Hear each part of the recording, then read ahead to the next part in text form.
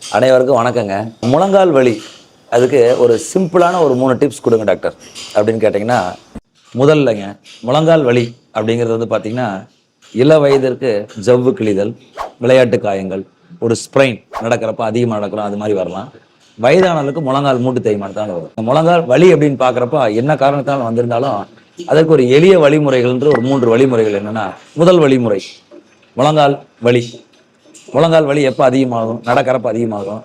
ரொம்ப அதிகமாகிறது எப்போ அதிகமாகும்? சம்மணங்கால் போட்டு கொர்றப்ப அதிகமாகும். இந்தியன் டாய்லெட் யூஸ் பண்ணி நம்ம குத்த வச்சு கொர்றப்ப வலி அதிகமாகும். ஸோ இதை 3ஐயும் அவாய்ட் பண்ணுறது நல்லது. நடப்பதை அவாய்ட் பண்ண முடியாது.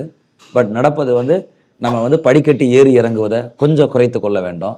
ரொம்ப தூரம் அதிகமாக நடக்கிற மாதிரி இருந்ததுன்னா அந்த நடையை குறைத்து கொள்ளலாம். ஏன்னா வலி அதிகமாக இருக்கும் பொழுது கண்டிப்பாக ஒரு சிம்பிளான வழிமுறை இது.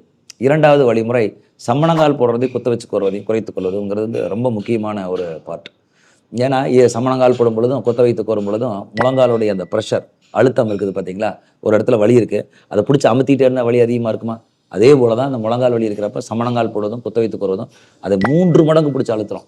ஸோ அந்த அழுத்தத்தை குறைத்து கொண்டால் சிம்பிளான வழிமுறை. 3வது வழிமுறை அப்படின்னு பார்த்தீங்கன்னா, ஒத்தடம் கொடுப்பது. ஐஸ் ஒத்தடம் கொடுக்கலாங்களா, சுடுதண்ணி ஒத்தடம் கொடுக்கலாங்களா அப்படின்னா, திடீர்னு ஏற்பட்ட ஒரு வீக்கம், வலி, திடீர்னு ஸ்ப்ரெயின் அப்படின்னா ஐஸ் வைப்பது நல்லது. அக்யூட் அப்படின்னு சொல்லுவோம். உடனே ஏற்படக்கூடிய வலி வீக்கம் அப்படின்னா ஐஸ் ஒத்தடம் கொடுப்பது தான் மிகச்சிறந்த ஒன்று. நாள்பட்ட வலி, ரொம்ப நாள் ஒரு வலி இருந்துகிட்டே இருக்கு, முழங்கால் வலி இருந்துகிட்டே இருக்குன்னா இதற்கு வந்து சுடுதண்ணி ஒத்தடம் கொடுத்து கொள்ளலாம். 2மே கொடுக்கலாமான்னா கண்டிப்பாக கொடுக்கலாம். இது வந்து என்னோட ப்ராக்டிக்கல் டிப்ஸுங்க. எப்படின்னு கேட்டிங்கன்னா, ஒரு குளிர் காலத்தில் போய் நம்ம காலையில் எழுந்திரிச்சோன்னு ஒரு வலிக்குதுங்கிறோசரம் ஐஸ் எடுத்து அந்த குளிரில் வச்சுட்டு இருக்க முடியாது.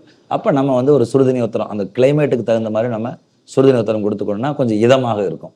பகல் நேரங்களில் ஒரு வெயில் அடிக்கிற அந்த டைமில் வந்து அந்த ஒரு மிதமான தட்பட்பம் இருக்கிறப்போ ஐஸ் ஒத்தடம் கொடுத்துக்கொள்ளலாம். ஆல்டர்னேட்டிவ் ஹாட் அண்ட் ஐஸ் 2மே மாற்றி மாற்றி வைத்துக்கொள்ளலாம்.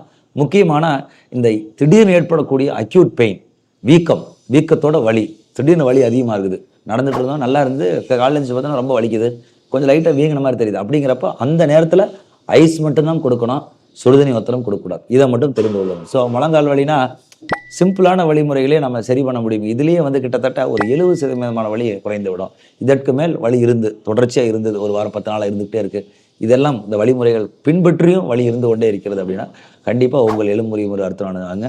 ஆலோசனை பெறுங்கள், தகுந்த பரிசோதனை செய்யுங்கள், தீர்வு காணுங்கள். நன்றி.